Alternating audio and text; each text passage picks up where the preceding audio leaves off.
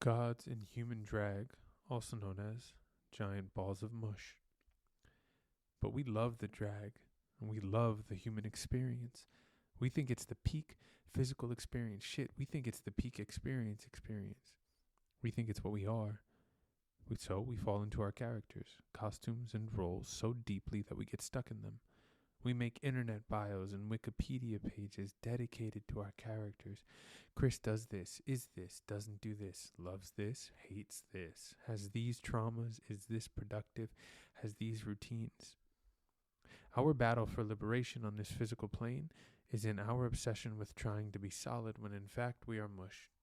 We try and become secure in our characters, in the performance of me by any means necessary.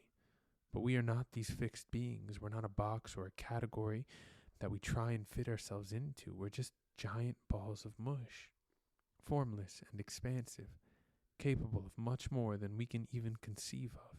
Mush, one moment this and the next moment that, much more spacious than any label or Instagram bio can ever contain. Physics says that you can never actually touch anything. What? If you're reading this right now, if you're listening to this right now, it's a sure bet that you are touching something. Your cell phone, laptop, chair, desk, a nice plush bed with high thread count. We can dream, right? But you aren't actually touching it. Because everything you can see, touch, and feel is made up of infinitesimally small parts of matter. And even objects that appear to be stationary, including you, are in fact vibrating. Mush. Oscillating and resonating. Billions of particles vibrating so fast we think we're one solid thing, but we're not. Microscopically, all sorts of strange things are going on within us that aren't perceivable to the human eye. We aren't meant to be this solid, composed, single fixed identity, feeling and mindset thing. We are mush. We are gods in drag. So much more spacious and expansive than any one thing we tell ourselves we are.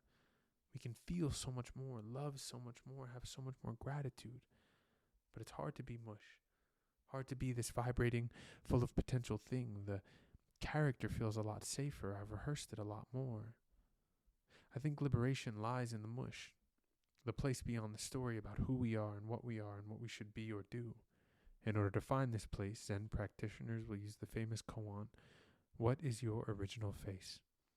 It's a koan, a paradoxical anecdote or a riddle, used in Zen Buddhism to demonstrate the inadequacy of logical reasoning, to provoke enlightenment.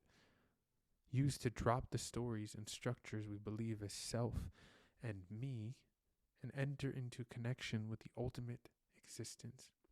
In her 1974 essay, Seeing, Annie Dillard writes about the experience of a group of people blind from birth who recover their sight after cataract operations in the 19th century. Their brains hadn't ever learned how to make sense of visual information, and so, for a time, they saw the world unprocessed and unsorted. They saw mush, a depthless dazzle of color patches, some bright and some so black they looked like holes.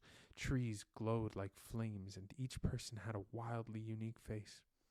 If only someone had given them brushes, Dillard writes, then maybe we could all see color patches too. The world unraveled from reason. The world as expansive mush.